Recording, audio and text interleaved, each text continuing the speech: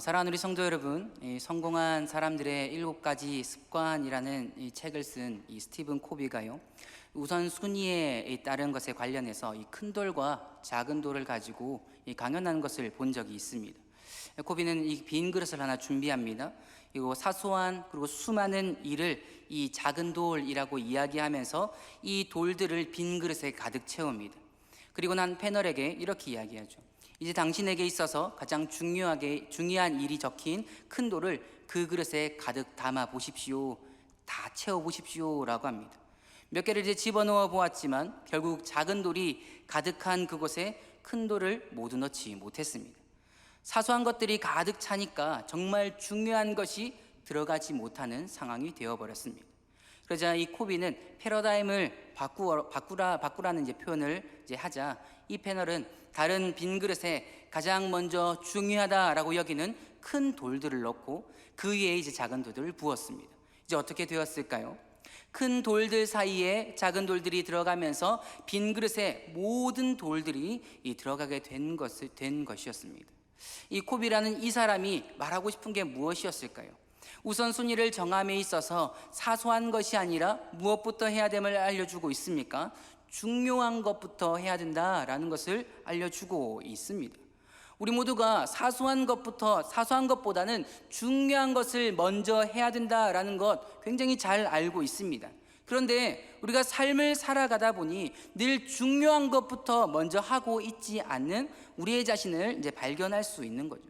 특별히 영적인 부분에 있어서는 더욱더 그렇습니다. 오늘 그 모습을 누구를 통해 보여주고 있는가 하면 호세아서에 등장하고 있는 이스라엘 백성들을 통해서 보여주고 있는 것을 볼 수가 있습니다. 그렇게 오늘 이 호세아 13장의 말씀을 통해서 무엇이 중요합니까? 라는 이 제목으로 함께 하나님의 말씀을 나누려고 합니다. 오늘 이 말씀을 통해서 이스라엘 백성들이 왜 심판을 받을 수밖에 없었는지, 어떤 중요한 것을 빠뜨리며 살았는지를 우리가 확인함으로써 우리의 삶에 있어서 정말 중요한 것을 향해서 우리의 온 마음과 우리의 온 힘을 다해서 붙드는 저와 여러분 되시기를 진심으로 소망합니다. 우리가 매주 수요일마다 호세아서를 살펴보고 있는데요, 하나님께서 호세아 선지자를 통하여서 이스라엘에게 지속적으로 말씀하고 있는 것이 하나 있습니다. 그게 무엇이냐면 음행과 음란을 버리고 진짜 남편, 참 남편인 나에게로 돌아오라라는 겁니다. 하나님께로 돌아오라라는 말씀을 하고 있습니다. 그런데 하나님의 이 말씀에 대한 이스라엘 백성들의 반응은 어떠합니까? 그들의 참 남편이신 하나님께로 돌아가질 않습니다. 더욱 호기를 부리듯이 우상에게로 가고요, 힘이 있다고 한 애굽과 강하다고 말하고 있는 아수르에게 막 갑니다. 그렇다면 이러한 자들을 향해서 하나님의 반응은 어떠해야 할까요? 당연히 그들을 그냥 진멸시키는 게 맞습니다. 그것이 정상입니다.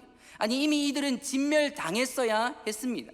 이미 진멸당해도 싼 이스라엘 백성들임에도 불구하고 하나님께서는 그렇게 하지 않으시는 거죠. 오히려 호세아 선지자를 통하여서 지속적으로 그들의 죄를 지적하셨습니다. 그리고 그들에게 다시금 돌아오도록 외치시고 소리치셨습니다. 때로는 그들을 향해서 호소하는 일까지 나타내셨습니다. 그러나 그들은 그 말을 듣지 않았고 하나님으로부터 등을 돌려버렸습니다. 그렇게 하나님께서는 이들을 향한 심판을 나타내시는데 특별히 이 에브라임을 지칭하여 심판의 말씀을 하고 있는 것을 볼 수가 있습니다. 하나님께서 아무런 근거 없이 말씀하지 않으시고요, 그 근거를 나타내시는데요, 그 근거가 무엇이냐면 첫 번째 근거는 이스라엘 백성들에게 있어서 무엇보다 자기 자신이 굉장히 중요하게 여겼다라는 겁니다. 1절에는요 이렇게 기록을 하고 있습니다. 제가 읽어드리겠습니다. 1절입니다. 에브라임이 말을 하면 사람들이 떨었도다. 그가 이스라엘 중에서 자기를 높이더니 바알로 말미암아 범죄함으로 망하였거늘입니다. 여기서 지금 이야기하고 있는 이 에브라임은 어떤 인물일까요? 그는 자신의 형제를 구원하기 위해서 하나님이 보낸 요셉의 아들입니다. 또한 야곱으로부터 더 큰 축복을 받은 자가 에브라임이지요. 더불어서 북이스라엘의 초대 왕인 여로보암이 있었던 지파가 바로 에브라임이고요, 또한 과거 이 에브라임 지파가 야곱으로부터 축복을 받았을 뿐만 아니라 모세도 이 에브라임 지파를 향해서 복을 선포했는데요. 어떻게 이야기하냐면 신명기 33장 17절에요. 에브라임의 자손은 만만이요 므낫세의 자손은 천천이로다 라고 말씀이 기록되어 있는 것을 볼 수가 있습니다. 이처럼 이 에브라임이 자신을 중요하게 여기고 자신을 높이는 이유가 무엇이겠습니까? 앞에서도 이야기한 것처럼 이 위에서 나타난 그 일들로 하여금 자기 자신이 굉장히 잘났다라고 여겼습니다. 그래서 1절을 보면 그의 말에 사람들이 떠니 우쭐대는 거죠. 그래서 이스라엘 중에 자신을 높였다라고 기록을 하고 있습니다. 그렇게 자신을 높인 결과가 무엇이겠습니까? 성경은 바알로 말미암아 범죄하였다라고 기록합니다. 또한 2절은요 이렇게 기록하지요. 제가 읽어드리겠습니다. 이제도 그들은 더욱 범죄하여 그 은으로 자기를 위하여 우상을 부어 만들되 자기의 정교함을 따라 우상을 만들었으며 그것은 다 은장색이 만든 것이거늘 그들은 그것에 대하여 말하기를 제사를 드리는 자는 송아지와 입을 맞출 것이라 하도다 라고 기록합니다. 자신을 높이니까 자신을 위하여 우상을 부어 만듭니다. 그리고 그 우상에게 제사를 드리고 송아지에게 입을 맞추는 그 놀라운 일을 자행하는 거죠. 이들이 이렇게까지 하는 이유가 무엇이겠습니까? 모두 자기 자신을 위해서입니다. 내 자신이 중요하기에 그래서 스스로를 높였고요, 자기를 위하여 우상을 만들었고요, 그들에게 제사를 드린 것입니다. 그렇다면 하나님께서 이들을 향한 심판을 나타내실 두 번째 근거는 무엇일까요? 이들은 하나님을 잊었다라는 겁니다. 4절부터 6절까지는요 이렇게 말씀이 기록되어 있는데요, 우리 함께 교독하도록 하겠습니다. 제가 먼저 4절을 읽겠습니다. 그러나 애굽 땅에 있을 때부터 나는 내 하나님 여호와라. 나밖에 내가 다른 신을 알지 말 것이라. 나 외에는 구원자가 없느니라. 함께 읽겠습니다. 그들이 먹여준 대로 배가 불렀고 배가 부르니 그들의 마음이 교만하여 이로 말미암아 나를 잊었느니라. 아멘. 우리가 잘 알고 있는 것과 같이 하나님께서는 언제 어디서나 이스라엘 백성들에게 여호와 하나님이셨습니다. 하나님께서는 늘 그들에게 대하여서 하나님이셨습니다. 그래서 놀라운 능력으로 이스라엘 백성들을 애굽의 압제로부터 그들을 구원시켜 주셨습니다. 그들을 출애굽시켜 주셨습니다. 그리고 그들을 약속의 땅으로 인도하시는데 그때에도 하나님께서는 늘 그들에게 있어서 여호와 하나님으로 계셨습니다. 불기둥으로 구름기둥으로 함께 하셨고요, 반석을 쳐서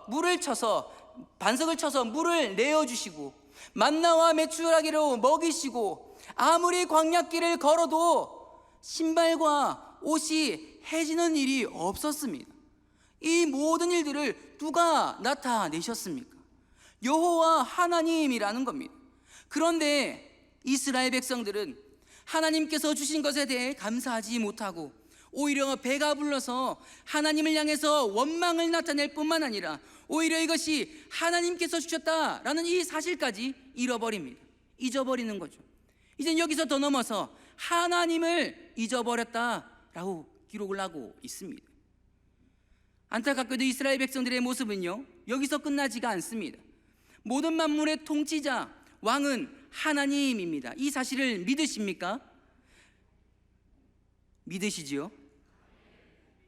그런데요 이스라엘 백성들은 10절 눈에 보이는 왕을 달라고 구합니다. 우리 하나님은 참 자비로운 것 같아요. 이러한 청함을 들어주시는 하나님입니다. 청함을 주었지만 이스라엘 백성들은요 어떠한 모습을 나타내었습니까? 하나님을 바라보기는커녕 하나님의 분을 사는 그 일, 악을 행하는 일만 계속해서 나타냅니다. 그래서 하나님께서는 눈에 보이는 왕을 주셨음에도 불구하고 다시금 그들을 패하셨음을 11절에 기록을 하고 있는 거죠. 사랑하는 우리 성도 여러분, 에브라임이 정말 중요하게 놓치고 있는 것이 무엇입니까? 이들은 이러한 여러 가지 일들 속에서 사실은 자신들이 누구인지를 분명하게 알지 못했습니다. 무슨 말일까요? 에브라임은 그리고 이스라엘 백성들은, 하나님의 백성은 누구의 보호와 누구의 통치 속에서 살아가겠습니까? 이스라엘 백성들, 에브라임, 이 하나님의 백성들은요 오직 하나님의 보호하심과 하나님의 통치 속에서 살아가는 자들임을 믿으시기를 바랍니다. 하나님께서 주시는 생명으로 살아간다는 이 사실을요, 이들이 잊어버렸습니다. 이것을 중요하게 여기지 않았습니다. 이것을 내팽개쳐 버렸습니다. 그러니 자기 자신을 높이는 일들을 나타낸 것이죠. 또한 이들은 하나님의 심판을 자신의 힘으로 이겨내고 대적할 수 있고 자신의 힘과 우상이 주는 능력으로 모든 것을 할 수 있을 것이라고 여기며 생각했습니다. 그러나 실상은 어떠할까요? 3절은요 이렇게 말씀하고 있습니다. 우리 함께 읽어보겠습니다. 3절입니다. 시작. 이러므로 그들은 아침 구름 같으며 쉬 사라지는 이슬 같으며 타작마당에서 광풍에 날리는 쭉정이 같으며 굴뚝에서 나는 연기 같으리라. 아멘. 3절에서 말하고 있는 게 무엇입니까? 한순간에 사라지는 것들입니다. 분명히 존재는 했습니다. 구름도 이슬도 쭉정이도 연기도 모두 존재했습니다. 그러나 사라지는 것은 순식간입니다. 자신만을 중요하게 여기고 높이고 자기의 힘으로 살아보겠노라 했던 사람들, 하나님을 잊으며 살아갔던 자들에게 나타나는 일들이라는 겁니다. 그래서 하나님께서는요 7절과 8절 통해서 자신이 사자같이 표범같이 암사자같이 그들을 찢으시고 패망하게 하겠다라고 말씀하시고요, 또한 14절에는요 이들이 이미 스올의 권세에 있다라고 이야기를 합니다. 하나님께서는 하나님이 없는 자들의 모습은 쉬이 없어지는 것 같고 이미 죽은 것 같으며 죽은 것이며 음부의 권세를 늘 맛보는 자와 같다라고 말씀하고 있는 것이죠. 다시 말해서 이들은 하나님에 의해서 이미 사망 선고를 받은 자들이라는 겁니다. 왜 그럴까요? 그들의 중심에 가장 중요한 것이 빠져있기 때문입니다. 가장 중요한 것을 찾고 구하지 않기 때문에, 가장 중요한 한 분을 붙들고 있지 않기 때문에 그렇습니다. 그분이 누구이겠습니까? 하나님이라는 겁니다. 그렇기에 우리 사랑하는 성도 여러분, 저와 여러분들의 삶에 있어서 가장 중요한 것이 바로 이것입니다. 하나님이 없는 삶은 아무것도 아니라는 사실입니다. 이 사실을 믿으십니까? 하나님이 없는 삶은 죽은 삶과 마찬가지라는 겁니다. 이 사실을 믿으십니까? 자신의 힘으로 내 능력으로 살아간다는 것만큼 어리석은 것은 없습니다. 그 어리석은 일을 지금 이스라엘이 하고 있는 것이죠. 그렇기에 하나님께서는 너희들이 어떤 자들인지, 내가 정말 의지하고 붙들어야 할 가장 중요한 것이 무엇인지를 우리에게 말씀해 주고 있습니다. 우리 4절을요 같이 한번 읽어볼까요? 4절을 함께 읽어보겠습니다. 시작. 그러나 애굽 땅에 있을 때부터 나는 내 하나님 여호와라. 나밖에 내가 다른 신을 알지 말 것이라. 나 외에는 구원자가 없느니라. 아멘. 사망 가운데 있는 자들을 일으키시고 구원시켜 줄 수 있는 그분은 너희가 의지하는 그 바알 신이나 아세라 신이나 우상이나 다른 나라에 있는 것이 아니라 너희를 애굽에서부터 알았고 너희를 지켜보았고 너희와 함께했던 구원자 하나님, 능력의 하나님이다 라고 하나님께서 너나 분명하게 우리에게 말씀해 주고 있습니다. 또한 14절은요 이렇게 말씀합니다. 제가 읽어드립니다. 내가 그들을 스올의 권세에서 속량하며 사망에서 구속하리니 사망아 내 재앙이 어디 있느냐, 스올아 내 멸망이 어디 있느냐, 뉘우침이 내 눈앞에서 숨으리라 합니다.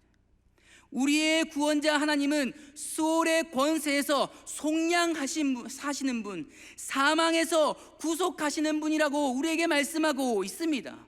에브라임은, 그리고 이스라엘 백성들은 이러한 하나님을 몰랐고 의지하지 못했고 배반하여서 등을 돌렸습니다. 그러니 하나님께서 다시금 말씀하는 거죠. 너의 진짜 남편인 나에게로 돌아와라. 너를 소울의 권세와 사망에서 구속할 수 있는 나에게로 돌아오라 라고 하나님께서 말씀하고 있습니다. 사랑하는 우리 성도 여러분, 이 복음 전도지인 이 사형리에 이런 그림을 한번 보신 적이 있으십니까? 아마 많이 보셨을 거라 생각합니다. 우리의 삶은 항상 나를 중심으로 내 삶에 나를 가장 중요한 것으로 여기며 또한 주변에 있는 사소한 것들을 굉장히 중요하게 여기며 살아왔습니다. 이 모습이 어쩌면 이스라엘 백성들의 모습이고요, 현재를 살아가는 저와 여러분들의 모습입니다. 우리의 마음이 이와 같다면 하나님의 마음의 그 중심에는, 하나님 마음의 중심에는 누가 있을까요? 하나님의 유일하신 아들, 내 사랑하는 아들이요 내 기뻐하는 자이신 예수님일까요? 저는 그럴 거라고 생각했는데 그렇지 않더라고요. 누가 있는가 하면 여기에 있는 저와 여러분들이 그 하나님 마음의 중심에 있었다라는 겁니다. 우리가 이것을요 무엇을 통해서 확인할 수 있느냐 하면, 나는 하나님을 나보다 중요시 여겨서 나를 오히려 더 중요시 여겨서 하나님을 내팽개치고요, 하나님을 잊어버리고 중요하게 여기지 않았는데, 오히려 하나님은 나를 사랑하기 때문에 나를 음부의 권세와 사망에서 건져내어 주시기 위해서 정말 중요하게 여기고 정말 사랑하고 정말 가치 있고 정말 소중한 그 한 분, 그 아들 예수 그리스도를 십자가에 내어주지 않으셨습니까? 나는 내가 중요하니까 내 배부른 것만 생각하여서 하나님을 잊어버렸습니다. 나는 내가 중요하니까 나를 높여서 오히려 하나님을 버리고 다른 것을 붙들고 섬기고 사랑했습니다. 그래서 우리가 살이 찢기고 우리가 피 흘리고 우리가 죄의 삼킴을 당해서 영원한 죽음 가운데 있어야 했습니다. 그런데 어찌된 일일까요? 누가 찢어지고 누가 삼킴을 당하였습니까? 여호와 하나님 예수 그리스도께서 오히려 그 살을 찢기시고 피 흘리시고 고통당하시고 수모당하시고 수치를 당하셨습니다. 죄의 삼킴을 당하셨고요, 죽음 가운데 자기 자신을 내어주셨습니다. 무엇 때문에 이러한 일을 당하셨습니까? 하나님의 마음에 그 한자리에 나를 두시기 위해서 그러한 일들을 예수님께서 감당하셨다라는 겁니다. 사랑하는 우리 성도 여러분, 고린도전서 15장 54절은요 이러한 말씀을 하고 있습니다. 이 썩을 것이 썩지 아니함을 입고 이 죽을 것이 죽지 아니함을 입을 때에는 사망을 삼키고 이기리라고 기록된 말씀이 이루어지리라 라고 말씀하고 있습니다.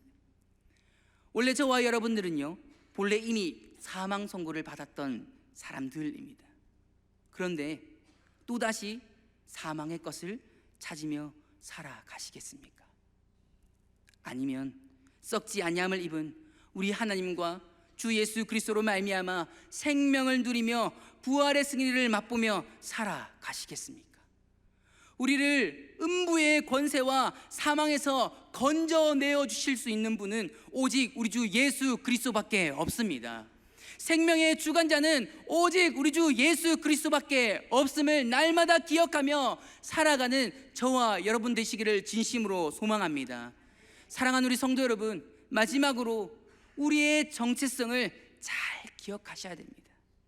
저와 여러분들은요 하나님이 없으면, 하나님이 우리의 중심에 있지 않으면 죽은 자들입니다. 하나님이 없으면요 아무것도 할 수 없는 존재가 바로 저와 여러분들이라는 거예요. 하나님께서 함께 하심이 바로 우리가 생명을 누리는 삶임을 믿으시기를 진심으로 소망합니다.